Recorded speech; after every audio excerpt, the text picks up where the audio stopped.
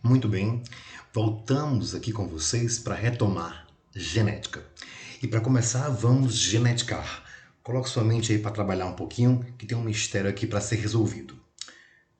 Olha aqui essa carta que uma pessoa escreveu para o serviço militar, indicando que não poderia prestar esse serviço por esse motivo aqui. Ó. Observa bem. Prezado oficial militar, venho por intermédio desta pedir a minha dispensa do serviço militar. A razão para isto é bastante complexa e tentarei explicar em detalhes. Meu pai e eu moramos juntos e possuímos um rádio e uma televisão. Meu pai é viúvo e eu solteiro.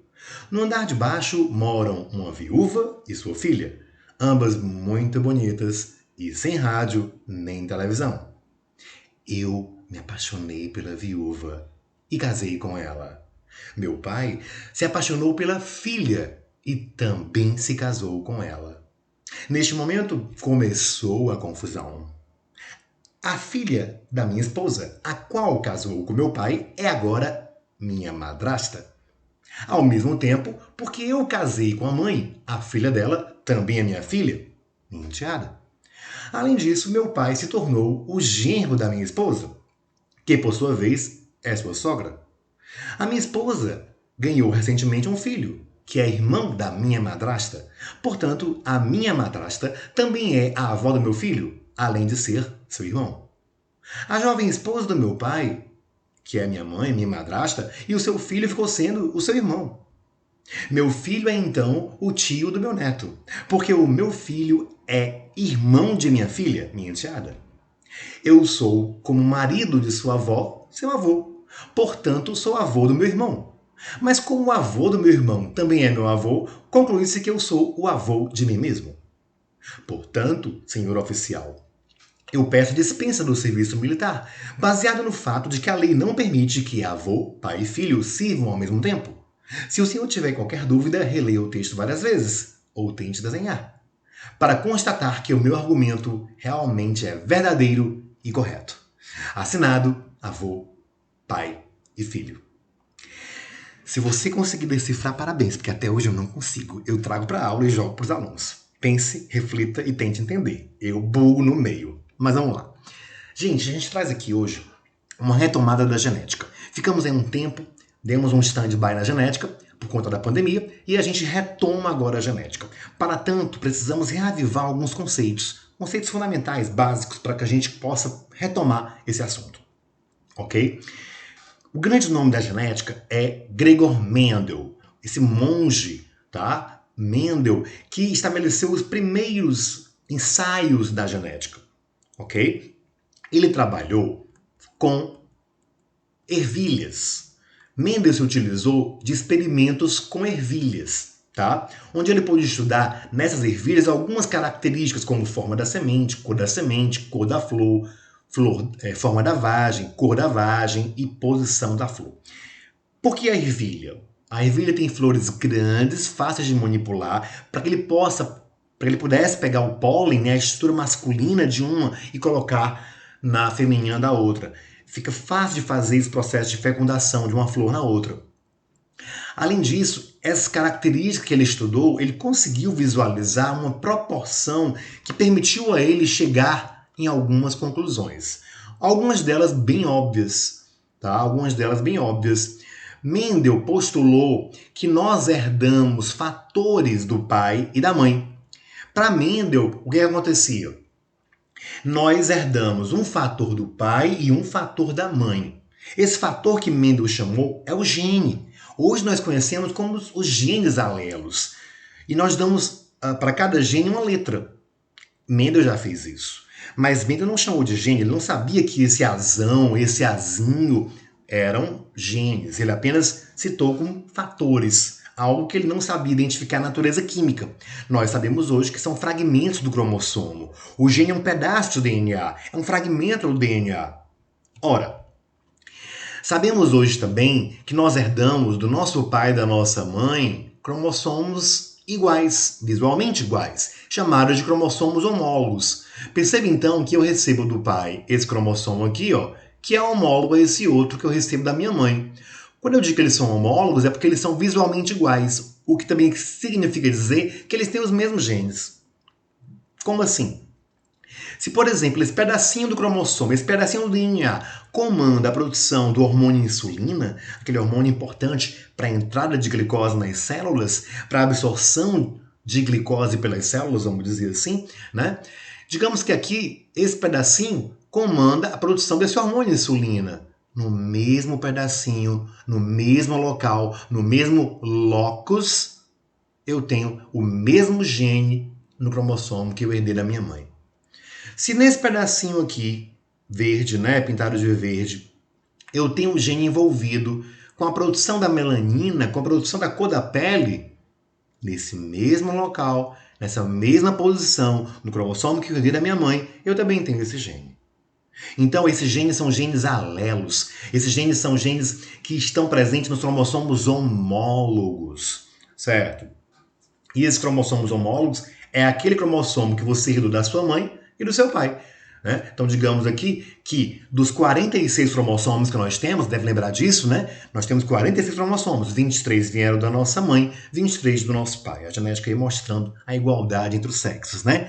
E aí eu tenho a mesma relevância paterna e materna. A mesma quantidade de cromossomos herdado da mãe, também herdado do pai. E aqui, simbolizando isso, a gente tem o cromossomo paterno azulzinho, cromossomo materno aqui o vermelhinho, ou é rosa, sei lá, acho que é vermelho, né? E aí os genes alelos, que são genes presentes, né, nos dois. Presentes tanto no cromossomo da mãe como no cromossomo do pai. Ou seja, para cada gene nós temos pelo menos duas cópias. Uma no nosso pai, a outra na nossa mãe. E aí é que entra a genética. A genética entra para a gente entender como é que vão se relacionar essas duas cópias de cada gene. Então, se para cada gene eu tenho pelo menos duas cópias, eu digo pelo menos que pode ser mais. Existem genes, tá, que nós temos mais de duas cópias. Temos várias cópias, inclusive. Mas para a gente começar aqui, retomando a nossa genética, vamos imaginar que para cada característica nós temos um gene que apresenta duas cópias, uma do pai e outra da mãe. A coisa é mais complicada que isso. Mas para a gente iniciar e relembrar aqui entre nós, vamos pegar essa deixa aí. Imagine que para uma característica sua, exista um gene relacionado a ela. Exista um gene envolvido com essa característica, com a determinação dessa característica. Ora, para esse gene, você tem uma cópia do pai e uma cópia da mãe. E eu chamo esses genes de genes alelos. Veja, aqui nós temos a simbologia das letras. Azão, nesse cromossomo paterno, e azão também no cromossomo materno. Se aqui é azão e aqui também é azão, nós temos a situação de um indivíduo homozigoto, um indivíduo que tem genes iguais. Como também aqui, ó, Bzinho e Bzinho no cromossomo materno, indicando que os genes são iguais, por isso homozigoto, genes iguais. Tá? Esse azão é o gene dominante, a gente fala já sobre isso, e o Bzinho, o gene recessivo, falamos já sobre isso. Eu posso também ter uma situação em que os genes são diferentes. Em que o gene que eu herdei do meu pai é diferente do gene que eu herdei da minha mãe. E aí eu falo de heterozigoto. Genes alelos diferentes são genes heterozigotos. É uma condição de indivíduo heterozigoto. É claro que a genética não precisa você pensar aqui, por exemplo, se eu tiver dois genes para olho castanho, vamos imaginar, se lá no DNA do meu pai veio lá uma sequência de DNA determinando meu olho ser castanho, um gene para olho castanho, que eu simbolizo por uma letra, né? E no DNA da minha mãe veio também um gene para olho castanho, não tem muito o que pensar. Se eu tenho dois genes para olho castanho, meu olho vai ser castanho, né? Claro. Se eu tenho genes para pele branca, digamos, minha pele vai ser branca, não tenho o que pensar. A grande questão da genética é o heterozigoto. É nas situações que você tem genes diferentes. Um gene herdado do pai e um outro gene herdado da mãe. Um gene do pai que tem uma sequência de DNA diferente do gene herdado da mãe. Se eu tenho genes diferentes, uma situação de heterozigoto, e aí entra a genética. Como esses genes vão se relacionar? Como vai ser a relação entre eles? Entre esses genes diferentes, tá? É aí que entra a nossa historinha aqui, ó. Numa primeira situação, vai existir um gene dominante e um gene recessivo. Um gene, digamos, que domina, que se expressa em detrimento do outro. O gene dominante é aquele que, se ele aparece, independente de qual seja o outro não vai aparecer. Esse outro é chamado de gene recessivo, né? Então, lá na ervilha, a gente teve casos do tipo, a ervilha de cor amarela, certo? Ela é determinada por um gene dominante, enquanto a ervilha de cor verde é determinada por um gene recessivo. Você deve lembrar um pouco disso, né? Como assim? Vamos lá. Se você cruza uma planta cujas ervilhas são verdes com a outra cujas ervilhas são amarelas, você faz esse cruzamento da geração parental. Essa geração parental aqui, ó, esse P de parental, lembra parents, do inglês, que significa pais. Não são parentes, hein? Parents, lá no inglês, é um falso cognado. Ou seja, você jura que a palavra quer dizer parentes, mas não, quer dizer pais. Então a geração parental é a geração inicial que inicia toda a descendência. É o cruzamento inicial, os pais, né? Se eu cruzo um amarelo puro com um verde puro, né? Puro em biologia, em genética, quer dizer homozigoto, quer dizer que tem os genes idênticos, eu vou ter uma primeira geração totalmente de sementes amarelas.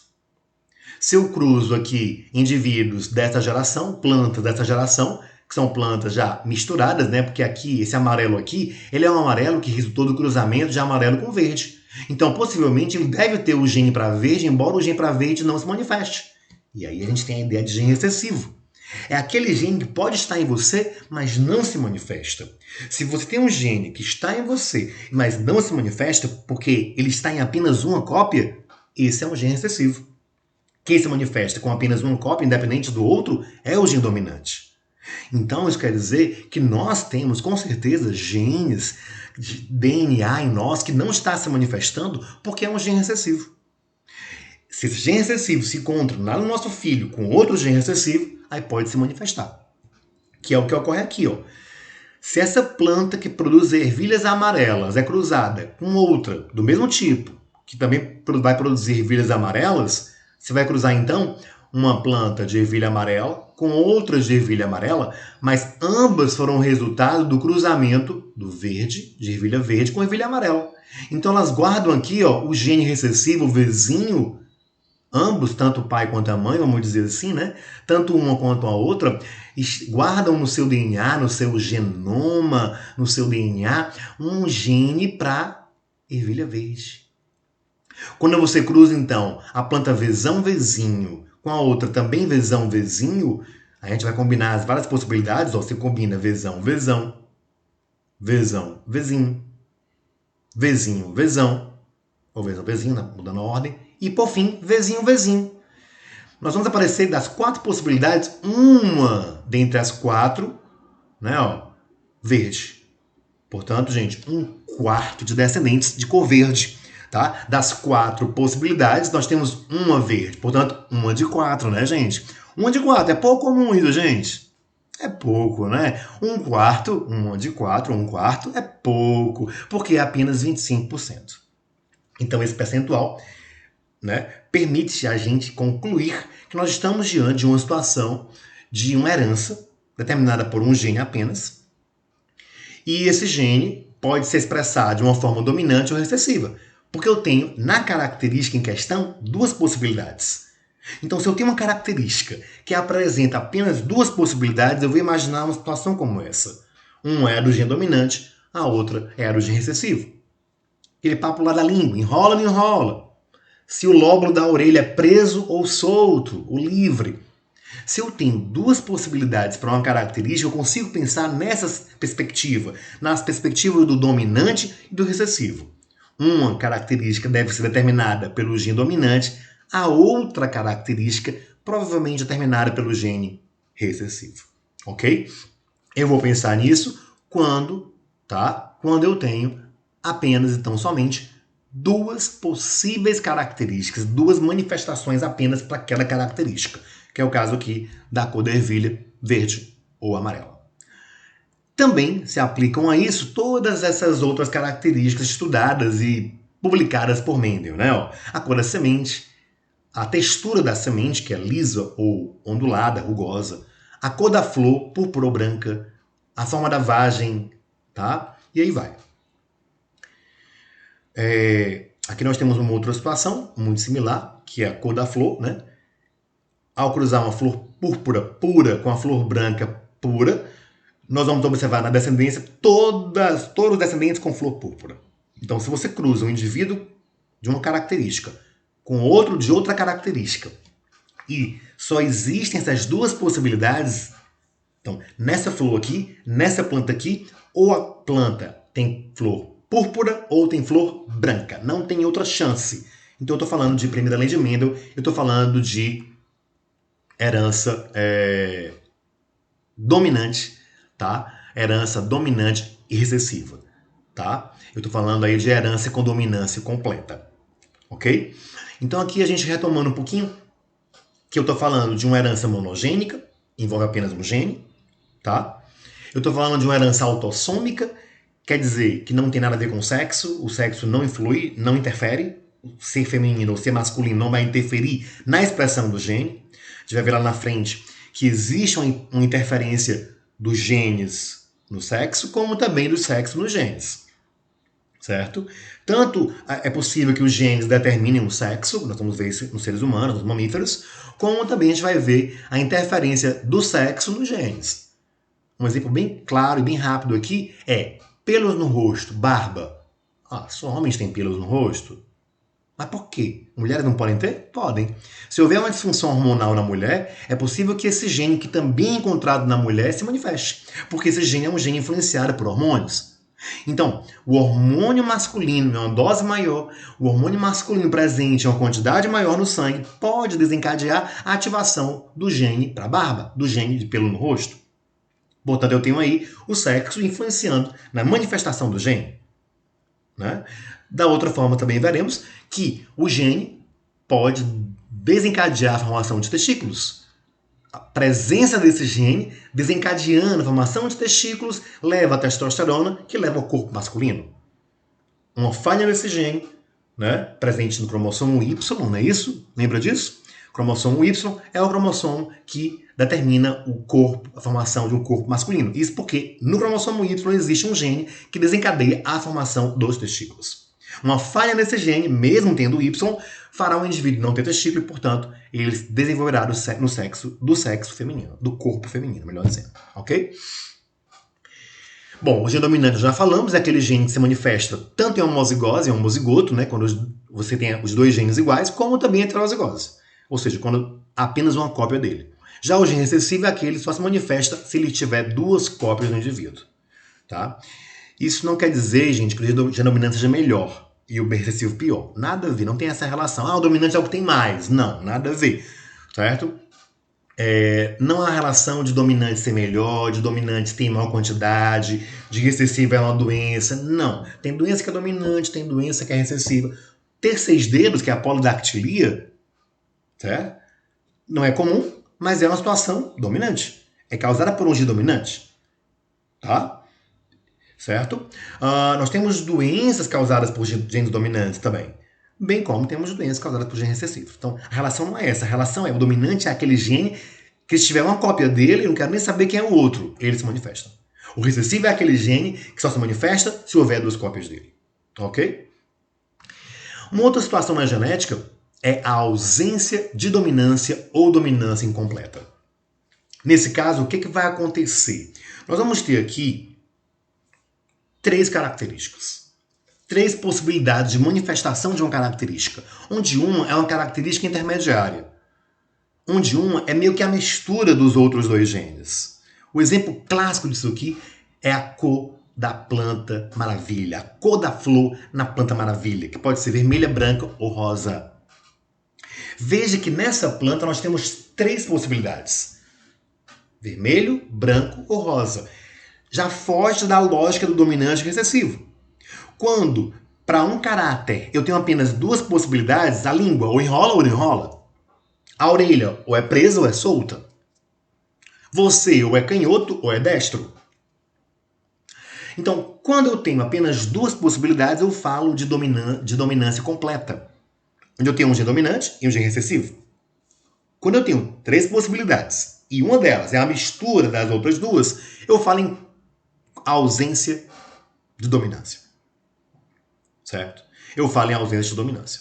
Então, a ausência de dominância é quando há um fenótipo, uma característica, né? Fenótipo quer dizer característica, um fenótipo intermediário. Esse fenótipo intermediário, ele seria a mistura dos outros dois genes. Como assim? Se eu cruzo aqui uma planta de flor branca com uma planta de flor vermelha, o que aparece é a cor rosa, que é o intermediário entre o branco e o vermelho. Então eu cruzo aqui, ó, a flor branca, BB, com a flor vermelha, VV, e o que aparece? BV. O que é BV? Todo mundo sabe, né? BV é claro que é um gene para branco, claro, você pensou nisso. Um gene para branco e um gene para vermelho. Se você é BV, ou se a flor é BV, se a planta é BV, BV financeira, né? Ela tem um gene para branco e um gene para vermelho. Mas ela não vai ser nem branca nem vermelha, ela é rosa. Por que rosa? Porque eu tenho aqui uma situação em que o indivíduo heterozigoto, os dois genes se manifestam, tanto o gene para branco se manifesta, como o gene para vermelho se manifesta, e ao final eu tenho uma mistura aí desses dois genes, resultando aí num fenótipo, numa característica intermediária. Seria em nós o caso do cabelo. Liso, crespo e o cacheado. Cacheado seria a mistura do liso com o crespo. Em outros frutos, eu tenho fruto longo, fruto redondo e o fruto oval. O oval seria o intermediário entre o longo e o redondo. Portanto, aqui nesse caso, olha a diferença. Eu tenho três possibilidades de características, sendo que uma é a mistura das outras duas características. Portanto, a mistura dos dois genes resulta num fenótipo, numa característica intermediária. Outro exemplo clássico, um galo aí de plumagem branca cruzando com uma galinha de plumagem branca cruzando com um galo de plumagem preta. E o que aparece é uma plumagem acinzentada. Ora, o cinza, nós sabemos que é a mistura de branco com preto. Esse fenótipo intermediário nos dá esse indicativo. E aí, esse é um outro caso. Essa é uma outra possibilidade para a gente entender como que o heterozigoto se relaciona. Como que no indivíduo tem genes diferentes, como que esses genes diferentes se relacionam. Há ainda uma outra situação chamada de codominância. Na codominância, os dois genes se manifestam ao mesmo tempo, sendo que eles não se misturam. Você consegue ver a expressão dos dois. Tá? Então, na codominância, a gente vai ter, lá no caso do sangue, eu vou já falar do sangue, lá no sangue eu vou citar como que vai acontecer a codominância. Os dois genes se manifestam simultaneamente. Não há essa mistura como na ausência de dominância, não é um fenótipo intermediário. É uma situação em que os dois genes aparecem no indivíduo ao mesmo tempo, sem se misturar. Lá no sangue vai ser um exemplo disso, a gente chega já lá. Uma outra situação interessante é a polialelia. Na polialelia é quando a gente tem mais de dois alelos. Porque até aqui nós tínhamos dois alelos apenas, duas possibilidades para esse gene. Como assim? Ó? Lá na flor eu tinha o gene B e o gene V. O B para flor branca, o V para flor vermelha. Lá atrás, lá aqui nessa outra flor, eu tinha o gene Pzão para flor púrpura, que é dominante, né? E o gene Pzinho para flor branca. É tanto que quando eu cruzo aí o Pzão com o Pzinho, todos nascem Pzão, portanto, flor púrpura. Eu tenho o gene dominante e o gene recessivo. Como também eu tinha aqui Vzão para a semente amarela e Vzinho para a semente verde. Então, até aqui, sempre dois alelos possíveis, dois tipos de alelos. Aí a gente vem para o coelho. O coelho é um caso clássico de polialelia. Eu tenho várias possibilidades de gene, eu tenho vários tipos de gene. Eu tenho o Czão, que vai determinar o agouti, esse coelho aqui meio que agouti ou selvagem, tá? Sempre que o coelho tiver Czão, ele vai ser agouti ou selvagem. Sempre que ele tiver esse gene que nós chamamos de Czão, ele vai ser agouti ou selvagem, que é essa cor meio marrom aqui, né? O outro gene é o CCH. O CCH é um gene para chinchila. Mas esse gene CCH, ele é recessivo se você compara esse gene com o Czão. O Czão domina todos os outros. Portanto, se tiver um Czão, qualquer outro gene não se manifesta. Quem se manifesta é o Czão. Então o Czão domina todos os outros. Porém, o CCH só perde para o Czão, que é o gene para chinchila, esse coelhinho mais cinza. O CCH presente com qualquer outro gene, inclusive com ele mesmo, é claro, né, um homozigoto aqui, ó, CCH, vai determinar o coelho chinchila. Se for CCH, coelho chinchila, que é o cinza. E o CCH-CA também chinchila. O coelho Himalaia, ou himalaio, é esse coelho que tem as pontinhas pretas, ele é todo branquinho, mas as extremidades, focinho, orelhas, patas, são pretas, por uma questão de temperatura. As extremidades têm temperaturas mais baixas, isso inibe algumas reações químicas e faz com que desencadeie a pigmentação preta nas extremidades do animal. Então, o coelho Himalaia, ele vai ter o gene CH. Mas esse gene CH, ele é recessivo e ele só é dominante se eu coloco ele na presença do CA, que é o gene para albino. O albino é o gene totalmente recessivo, o coelho da Páscoa, né? Aquele famoso coelho conhecido nosso, de olhos vermelhos, de pelo branquinho, né? O famoso coelhinho da Páscoa. Então o CA, o coelho albino, é o coelho, tá, que tem 2 genes recessivos. Se o CA estiver presente com qualquer outro gene, o outro gene é que se manifesta, o CA não se manifesta, ele é totalmente recessivo. Tanto na presença do CH para Himalaia, que é esse coelho aqui, ó, com extremidades pretas, como na presença do CCH, que é para chinchila, né? Ou ainda no Czão, que é o agouti. O agouti, que é o Czão, com quem ele estiver presente, quem manda é ele, quem se manifesta é ele é o G dominante total, né? O CCH só perde para o Czão, ele é dominante sobre os demais. Então, o gene para chinchila, que é o CCH, presente com o gene para Himalaia, que se manifesta, né? O fenótipo que vai aparecer, a característica que vai aparecer é o coelho chinchila. Ok? Já o CH, ele só é dominante na presença do CA, que é o gene para albino. Lá no tipo de sangue, para a gente retomar aqui, tá? Nosso final do bimestre, mais ou menos aqui. Muita gente perdeu essa aula, eu vou aqui sinteticamente comentar com vocês. No tipo de sangue nós temos 2 situações, tanto a dominância, o G dominante recessivo, como também nós temos a codominância. Mas antes, vamos rapidinho aqui entender uma coisa. O seu sangue é a proteína presente na hemácia. Quem tem sangue A, na membrana plasmática da hemácia, tem proteína A. Quem tem sangue B, na membrana plasmática da hemácia, tem proteína B. Quem tem sangue AB, na membrana plasmática da hemácia, tem as 2 proteínas. O sangue O, na verdade, gente, é sangue zero. Esse zero indica a ausência de proteínas A e B. O nome dessa proteína é aglutinogênio. Aglutinogênio. Então, quem tem sangue A tem o aglutinogênio A, quem tem sangue B, o aglutinogênio B, quem tem sangue AB tem os 2 aglutinogênios A e B. O sangue O, na verdade, não é O, é sangue zero. Zero indicando a ausência de aglutinogênios, a ausência das proteínas A e B. Ok? E é aqui que está a dominância e a codominância. Como assim? O gene para sangue O é um gene recessivo, é o izinho. Para você ser sangue O, você tem que ser o quê? Izinho. Para ser sangue A, tem que ter o IA, Izão A. Mas pode também ter Izão A, Izinho. Então, o indivíduo que é sangue A, ele pode tanto ser Izão A, ou Izão A, Izinho. Por quê? O Izão A é dominante, o Izinho é recessivo. Então, o Izão A na presença do Izinho, quem se manifesta é o Izão A, não é à toa que ele é Izão, ele é dominante. A mesma lógica no sangue B. E o sangue AB? O sangue AB tem Izão A e Izão B.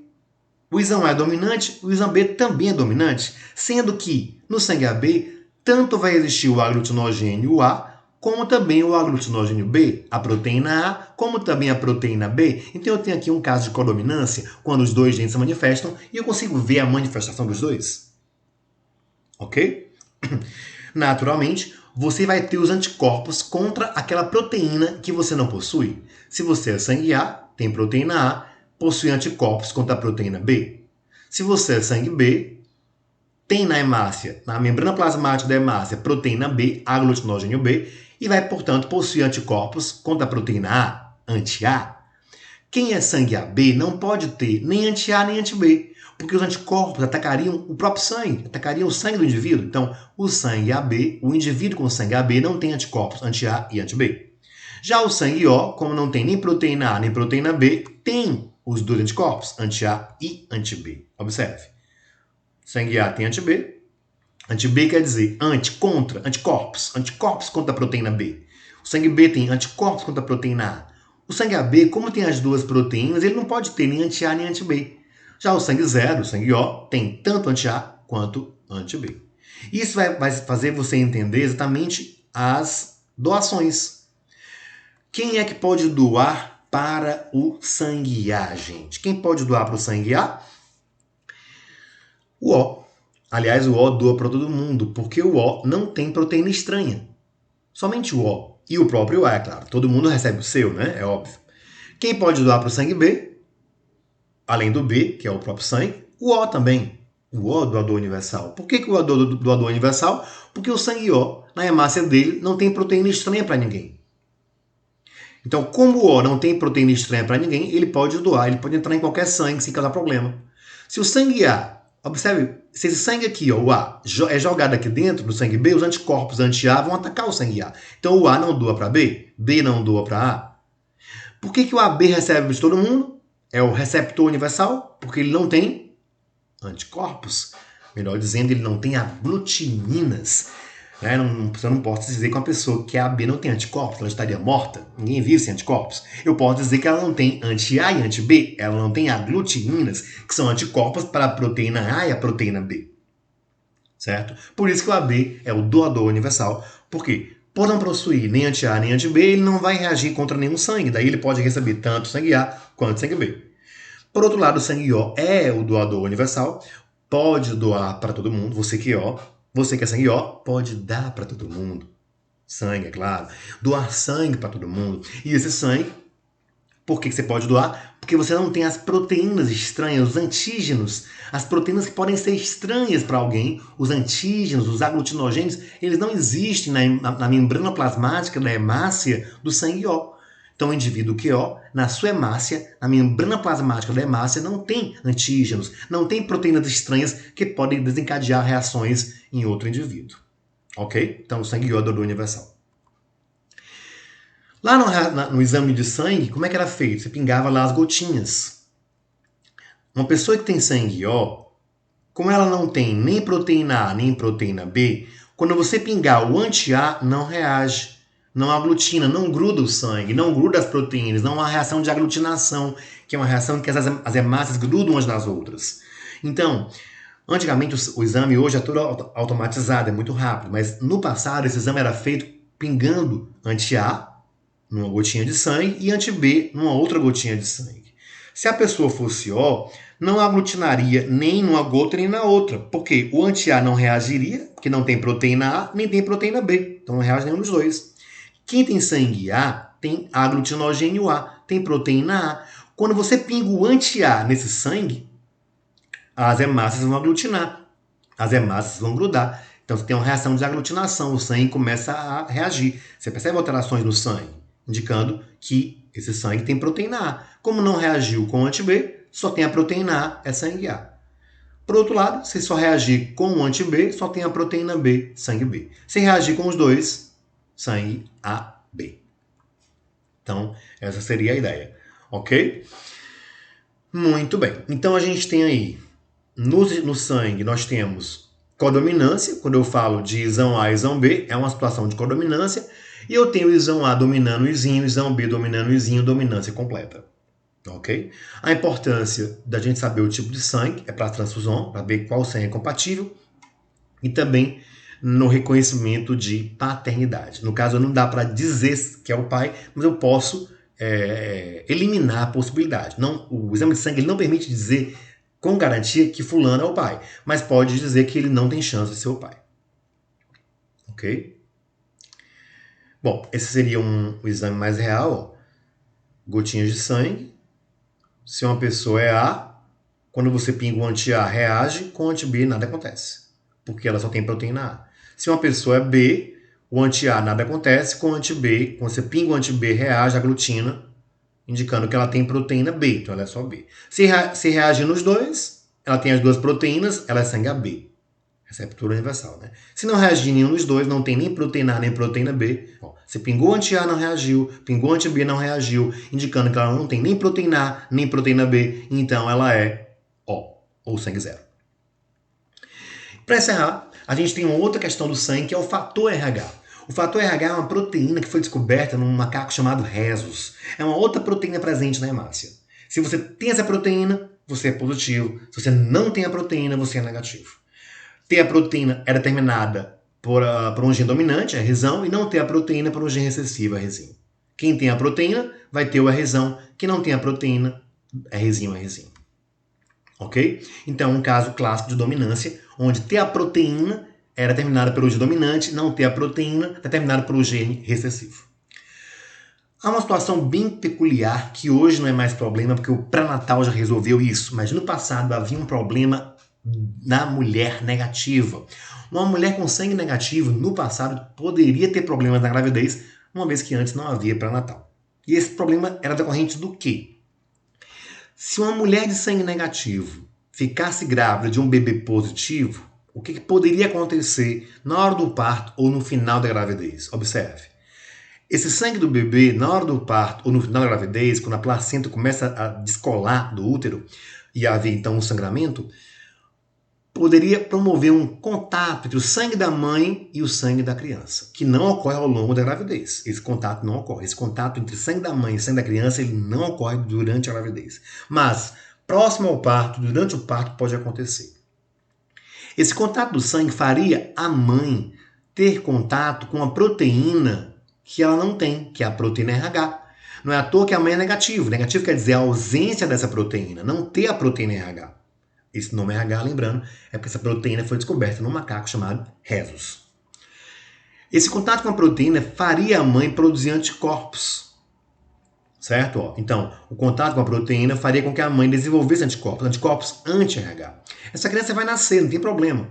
Mas essa mulher foi sensibilizada, essa mulher passou a produzir anticorpos anti-RH, porque ela é negativa. Numa próxima gravidez, em que a criança for positiva, o que pode acontecer?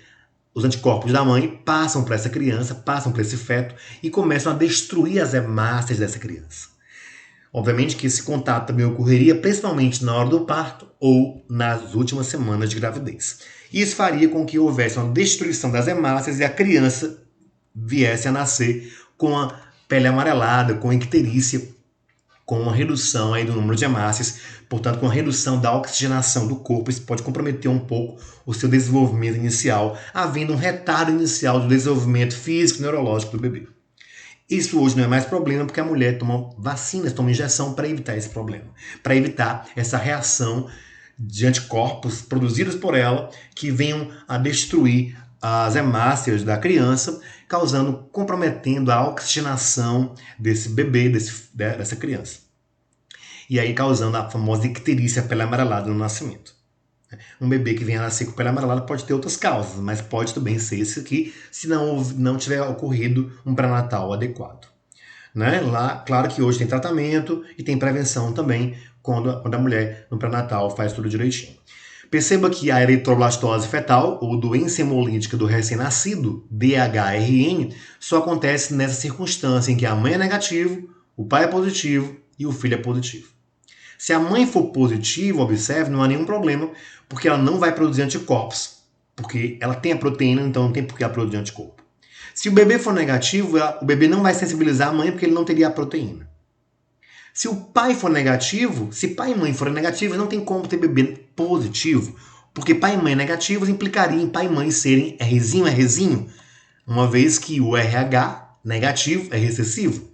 Então, se pai e mãe fossem negativo, pai seria Rzinho, mãe seria Rzinho. Não teria como uma criança nascer positivo, ter Rzão. De quem ela herdaria o Rzão? Zé Walter? Não, né? Não vai falar isso aqui. Muito bem. Aí foi um chamado que a gente trouxe hoje para vocês aqui em genética e eu queria só encerrar totalmente com essa ideia super importante que você não pode perder de vista. Em genética a gente tem os seus genes, que é o seu genótipo, mas os genes não agem de forma isolada. O conjunto de genes, que é o seu DNA, eles sofrem interferência ambiental, da sua alimentação, do seu estilo de vida, dos seus hormônios, da sua qualidade de sono, de outros genes, enfim, tudo isso é ambiente. Temperatura, luminosidade, pH, o que você ingere, tudo isso vai de alguma forma interferir em alguns genes. E essa interferência vai resultar na característica que é o fenótipo. Então, o fenótipo é a expressão de um gene que não é isolado. Né? Se você tiver genes para ser obeso, mas você não come alimentos hipercalóricos, você não será obeso. Você tem genes para um câncer de pele, mas você não se expõe à radiação intensamente, você protege, é pouco provável, ou então, se você tiver, vai demorar mais tempo para se desenvolver. Porque o gene não age sozinho, a genética não é tudo. A genética é sempre uma tendência, mas não uma ordem. Existem interferências da criação, do ambiente físico, do ambiente psicológico e do ambiente hormonal interno do seu corpo que vai regular a manifestação dos genes. Isso foi só para a gente degustar um pouquinho e retomar um pouquinho a nossa genética, que a gente vai reiniciar com ela nesse bimestre. Isso aqui foi um pouco das ideias que a gente trouxe para vocês no primeiro bimestre com genética. Espero que tenha dado para relembrar. Volta um pouquinho aí para relembrar alguma coisa, dá uma lida. E essa aula é mais para a gente fazer esse flashback, ok? Valeu, obrigado pela atenção, pela participação e até a próxima. Tchau!